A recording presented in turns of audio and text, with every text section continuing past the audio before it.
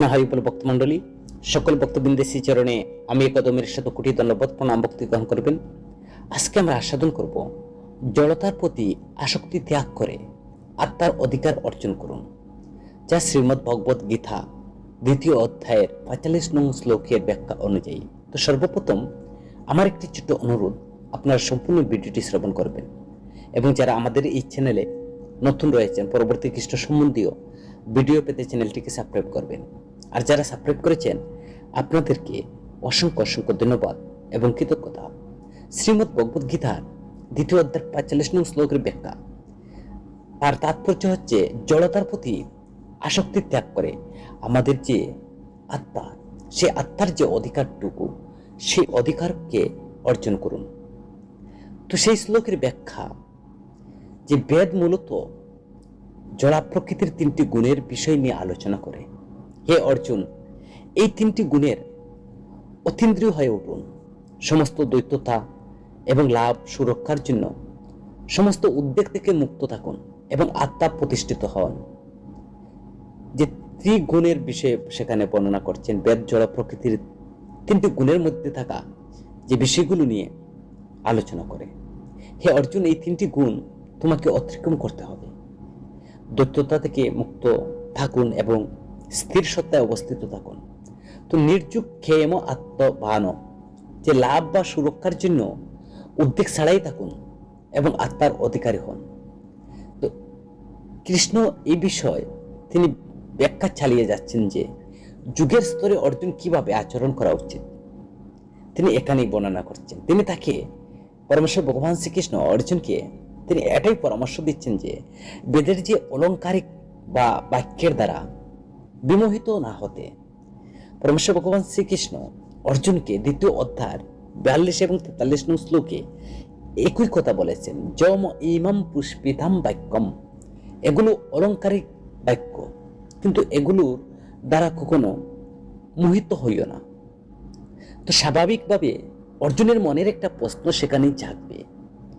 সেই প্রশ্নটা শুধু অর্জুনের নয়, সমস্ত জগতের জীবের জন্য, সমস্ত জীবেরই প্রশ্নটা সেখানে জাগবে যে অর্জুনের যে মনে যে প্রশ্নটা বেদ মানব জাতির জন্য নির্দেশিকা হিসেবে তৈরি করে বা তৈরি, আর আমি কিভাবে এগুলোকে অনুসরণ করতে পারি না, সেখানে প্রশ্ন।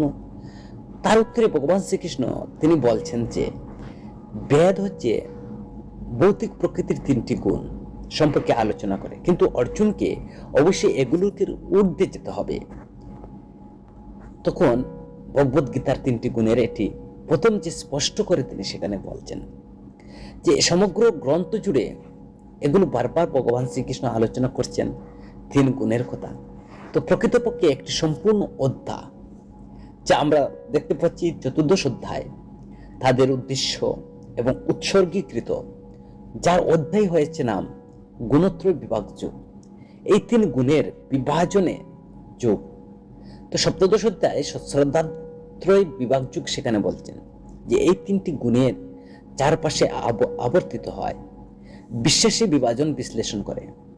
এমনকি 18th অধ্যায়ের প্রথম দিকে জীবনের বিভিন্ন দিক 3টি গুণ এবং এই বিষয় নিয়ে দৃষ্টিকোণভাবে ব্যাপকভাবে পরীক্ষা করা হয়েছে। আমরা পরে 3টি মোড সম্পর্কে বিস্তারিত আমরা আলোচনা করব। তবে মূলত এগুলো উভয় পদার্থের ভিত্তি, আত্মাকে এর মধ্যে আবদ্ধ করে রাখে এমন শক্তি। পরমেশ্বর ভগবান শ্রীকৃষ্ণ বলছেন যে বেদ 3টি মোড নিয়ে আলোচনা করেন, যে বেদ হচ্ছে 3 বিষয় বেদ, যেমনটি আগে বলেছিলেন যে অস্তিত্ব ভিত্তিতে তৈরি করে। ঠিক একইভাবে যেমন আমরা টিভি বা সিনেমার পর্দায় যা কিছু দেখি তা মূলত 3টি প্রাথমিক রঙের দ্বারা গঠিত, যাকে লাল সবুজ নীল অথবা লাল হলুদ নীল। এই রঙগুলো কেবল বিভিন্ন ছায়া তৈরি করে না, বরং পুরুষ এবং মহিলা বিভিন্ন রূপ এবং তাদের মধ্যে সংগঠিত ক্রিয়াগুলো তৈরি করে। তো পরিশেষে পর্দার সবকিছু এই 3টি রং থেকে উদ্ভূত। একইভাবে বস্তুগত স্তরে যা কিছু ঘটে তা বিভিন্ন সংমিশ্রণে 3টি মোড় দ্বারা গঠিত। আর এই মোড়গুলো কেবল পদার্থের মৌলিক উপাদান নয়, এগুলো সূক্ষ্ম শক্তি হিসাবে কাজ করে, যা চেতনা, এবং পদার্থের মধ্যে মিথস্ক্রিয়াকে গঠন করে দেয়। আত্মা বিভিন্ন গুণের দ্বারা প্রভাবিত হয় এবং সেই অনুযায়ী এই জগতে কাজ করে এবং জড়িয়ে পড়ে। রজনীগন্ধের অধীনে আত্মা কিছুই জিনিসের প্রতি আকৃষ্ট হয়, অজ্ঞতার অধীনে এটা নিষ্ক্রিয় এবং অলস হয়ে ওঠে। সুতরাং সত্তার অধীনে এটি অন্তর্মুখী বা চিন্তাশীল হয়ে ওঠে। আমরা এই বিষয়টি পরে বিস্তারিত আলোচনা করব, কিন্তু এখানে পরমেশ্বর ভগবান শ্রীকৃষ্ণ যে বেদের 3টি গুণের সাথে সম্পর্কিত, এর অর্থ হলো বেদ আমাদের পথ দেখানোর জন্য এবং জড় অস্তিত্বের মধ্যে থাকাকালীন ধর্মের পথে রাখার জন্য তৈরি করে, আমাদেরকে সেই পথ দেখায়। আমাদের অবশ্যই 3টি গুণের বাইরে যেতে হবে। আত্মা তাদের থেকে অতীন্দ্রিয় এবং আত্মাকে উপলব্ধি করার জন্য তাদের প্রভাবের ঊর্ধ্বে উঠতে হবে। এতএব কৃষ্ণ অর্জুনকে এই নির্দেশনা দিয়েছেন যে এই 3 গুণকে, হে অর্জুন, তোমাকে অতিক্রম করতে হবে। এই 3 গুণের ঊর্ধ্বে যাও, নয়তো তা অতিক্রম করতে পারবে না। গুণগুলো দ্বৈততা তৈরি করে। আমরা যদি টিভির পর্দা বিবেচনা করি এবং কল্পনা করি যে আমরা বর্ণনানন্দ বা প্রদর্শিত আকর্ষণগুলোর রঙগুলো উপলব্ধি করতে অক্ষম, তাহলে কিছু আমাদের আকর্ষণ করবে না বা ভীতও করবে না। একইভাবে গুণগুলোর প্রভাবে যখন ঊর্ধ্বে উঠে আমরা নির্দ্বন্দ্ব বা দ্বৈততা থেকে মুক্ত হয়ে যাই। আমরা যদি 3টি গুণ অতিক্রম করি তাহলে বিভিন্ন জিনিসের ধরন এবং তাদের সংশ্লিষ্ট প্রতিক্রিয়া আর আমাদের প্রভাবিত করবে না। আমরা তাদের উপরে উঠে যাই। এর অর্থ ওই নয় যে আমরা জগতের প্রতি অন্ধ হয়ে পড়েছি, বরং কারণ আমরা আমাদের জীবনের উচ্চতর তৃপ্তি, গভীর অর্থ অর্জন করি, তাই আমরা আরো এই অস্থায়ী প্রভাবগুলো দ্বারা আকৃষ্ট হই না। নির্দ্বন্দ্ব অর্থ হচ্ছে গুণগুলোর দ্বারা সৃষ্ট দ্বৈততার ঊর্ধ্বে ওঠা। এটাকে বলা হচ্ছে নির্দ্বন্দ্ব। নিত্য সত্যস্ত অর্থ হচ্ছে স্থির সত্তায় দৃঢ়ভাবে প্রতিষ্ঠিত হওয়া। সত্য শব্দের অর্থ হচ্ছে মঙ্গল হতে পারে, তার এর অর্থ কেবল অস্তিত্ব হতে পারে। মূলত উভয় অর্থ পরস্পর সংযুক্ত, কারণ প্রকৃত অস্তিত্ব মঙ্গলের অবস্থায় উপলব্ধি করা হয়। ভৌতিক স্তরে ধ্রুবক সত্তা সম্ভব নয়, কারণ গুণগুলো ধ্রুবক প্রতিযোগিতায় থাকে। তো প্রতিটি অন্যকে প্রভাবিত করে বা দূষিত করে। এমনকি যদি একটি প্রধানত সত্তার গুণে থাকে, তবু এই পৃথিবীতে আবেগ এবং অজ্ঞতা অনিবার্যভাবে এটিকে প্রভাবিত করে। নিত্য সত্তাস্ত হতে হলে কেবল সত্তা প্রতিষ্ঠিত হলে চলবে না, বরং এর বাইরে বিশুদ্ধ সত্তা পরমাত্মার দিকে এগিয়ে যেতে হবে। অধিকন্তু যদি সত্যকে অস্তিত্ব হিসেবে বোঝানো হয়, তাহলে সত্তা শাশ্বত অস্তিত্বকে বোঝায়, যা কেবল অতীন্দ্রিয় আধ্যাত্মিক স্তরের সম্ভব। তো উভয় অর্থে কৃষ্ণ অর্জুনকে আধ্যাত্মিক স্তরের বস্তুগত গুণের বাইরে অবস্থান করতে নির্দেশ দিচ্ছেন। নির্যুক ক্ষেম আত্মবান বস্তুগত লাভ বা নিরাপত্তা নিয়ে চিন্তিত হবেন না, পরিবর্তে আত্মবান হওয়ার উপর মনোনিবেশ করুন। আত্মবান একটি গভীর শিক্ষামূলক গভীর শব্দ। প্রত্যয়ভানত সাধারণত দখলকে বোঝায়, ধন বা সম্পদের অধিকারী। জ্ঞানবান জ্ঞানের অধিকারী, ভাগ্যবান ভাগ্যের অধিকারী। একইভাবে ভগবান বলতে ঐশ্বর্যের অধিকারী বোঝায়, বিশেষ করে 6টি সংজ্ঞায়িত ঐশ্বর্য, যা পরম সর্ব আকর্ষণীয় ভগবান কৃষ্ণকে চিহ্নিত করে।